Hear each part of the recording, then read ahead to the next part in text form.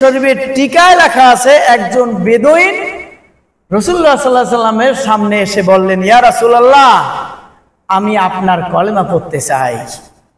লোকটি বলে, ঠিক আছে, কলেমা পড়াবো। লোকটি বলে, হুজুর, আমাকে কলেমা পড়াইবেন, যেহেতু আপনার সাহাবীরা কালিমা পড়ে আমার খুব ভালো লাগে, আমি সেই জন্যে সুর দিয়ে আমি এই কালিমা পড়বো, এটা আমার ভালো লাগে। তারা এই কালিমাগুলো পড়তে থাকে, খুব সুন্দর লাগছে। তবে একটা শর্ত, আমি 4টে পাপের কাজ করি। কয়টা? 4টে। এই 4টে পাপের কাজ আপনি আমার নিষেধ করতে পারবেন না। আপনি বলেন, কোন পীরের কাছে যদি মুরিদ যেয়ে বলে, হুজুর আপনার মুরিদ হতে চাই, কিন্তু আমি বিড়ি টানা বন্ধ করবো না, কি বলেন, তারা মুরিদ বানাবে? রাগ হবে না?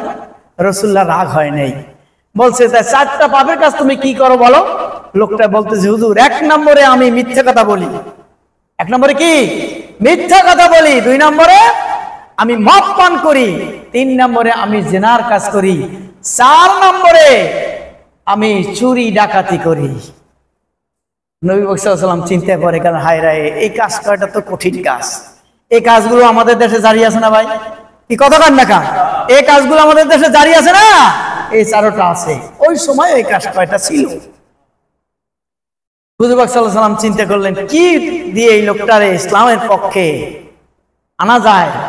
রাসূল পাক সাল্লাল্লাহু আলাইহি ওয়াসাল্লাম বললেন, তোমাকে একটা ওয়াদা দিতে হবে, আমি আজকে থেকে আগামীকাল কালিমা পড়ায় দেওয়ার পর আগামীকালে আমি যা জিজ্ঞেস করবো তোমার সত্য বলতে হবে। লোকটা চিন্তা করলো, আমার আর 3টে বড় বড় কাজই তো বাকি, এটা তো আমার নিষেধ করে নাই, তাহলে আমি এটা ঠিক আছে হুজুর, আমি ওয়াদা দিলাম, আমি আর মিথ্যা জীবনে বলবো না। রাসূলুল্লাহ সাল্লাল্লাহু আলাইহি ওয়াসাল্লাম তাকে পড়াই দিলেন, লা ইলাহা ইল্লাল্লাহু মুহাম্মাদুর রাসূলুল্লাহ সাল্লাল্লাহু আলাইহি ওয়াসাল্লাম। লোকটি কালিমা পড়ে গেলেন, রাস্তায় রাস্তায় হাঁটে আর কালিমা পড়ে, বাড়ি যাইও কালিমা পড়ে, বাড়িতে যে কালিমা পড়ে। মদ খাওয়ার সময় হয়ে গেল, মদের বোতল হাতে নিল, হাতে নিয়ে কালিমা পড়ে মদ পান করবে। এমন সময় লোকটার দিলের ভিতরে দাগ কাটছে, হায় রে, কালকে যদি নবী জিজ্ঞেস করে, ও বেদুইন, তুমি কি কালেমা পড়েছো ঠিকই, কিন্তু তুমি কি মদ পান করেছিলে? তাহলে আমি কেমনে মিথ্যা বলবো? মদ না খেয়ে মদের বোতলগুলো ভেঙে চুরমার করে ঘর থেকে বাইরে ফেলাই দিল। জোরে বলুন সুবহানাল্লাহ।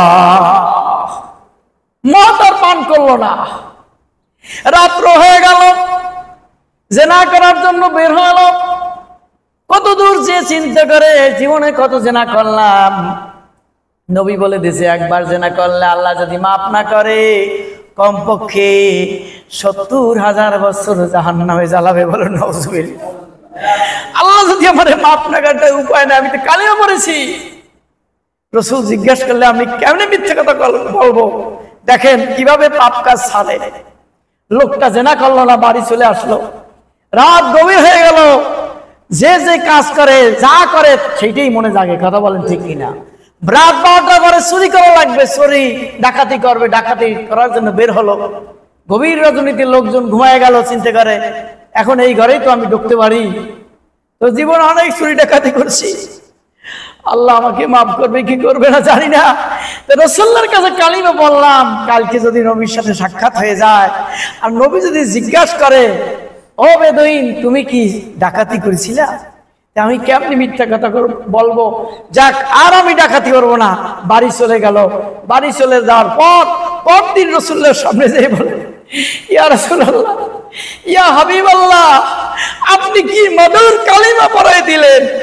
এক কালিমায় আমি বারবার তওবা করেছি, আর বাকি 3টা গুনাহে আমি হাত দিতে পারলাম না। গুনাহ থেকে আমি ফিরে এসেছি, আল্লাহ কি আমাকে মাফ করছেন? রাসূলুল্লাহ বলছেন, ইল্লা মান তাওবা, যে ব্যক্তি পাপের কাজ থেকে ফিরে এসে তওবা করে, আল্লাহ পাক থেকে তওবা, আল্লাহ তাকে পাক তার তওবা কবুল করে তার গুনাহ মাফ করে। বলেন সুবহানাল্লাহ। নবী বলেন, তাইবু বিযামমি কামাল্লা জামবালাহু, জমিন থেকে যদি কারো আসমান পর্যন্ত গুনাহ হয়ে যায়, আর অন্তরে অন্তর তা থেকে চোখের পানি দিয়া ওই গুনার জন্য তওবা করে ক্ষমা চার, বলে আল্লাহ জীবনে ওই পাপের কাজে আর যাব না। আল্লাহ পাক ওই গুনাহগুলো এমন ভাবে মাফ করে দেবে যেন তার আমল নামায় একটা গুনাহও থাকবে না। রাসূল পাক সাল্লাল্লাহু আলাইহি ওয়াসাল্লাম বললেন, তুমি আজকে থেকে আমার সাহাবী, তোমার জীবনের সব গুনাহ আল্লাহ মাফ করে দিয়েছে। বিশ্ব পয়গম্বর বলেন, আল কিযবু লিকুল্লি যুনুবুন উম্মুন, সমস্ত পাপের গোড়া হলো মিথ্যা কথা। সমস্ত পাপের গোড়া কি? মিথ্যা কথা। সমস্ত পাপ লিকুল্লি, নবী বলেন আল কিযবু লিকুল্লি যুনুবুন উম্মুন, সমস্ত পাপের গোড়া হলো মিথ্যা কথা। এই মায়ের সাথে তুলনা করে বলা হয়েছে, যেমন মা থেকে পৃথিবীর মানুষ জন্ম হয়েছে, ঠিক ওই রকম মিথ্যা কথা থেকে সব পাপগুলোর জন্ম হচ্ছে। বলেন নাউজুবিল্লাহ। এই জন্য মিথ্যা থেকে আমাদের বাঁচার জন্য চেষ্টা করতে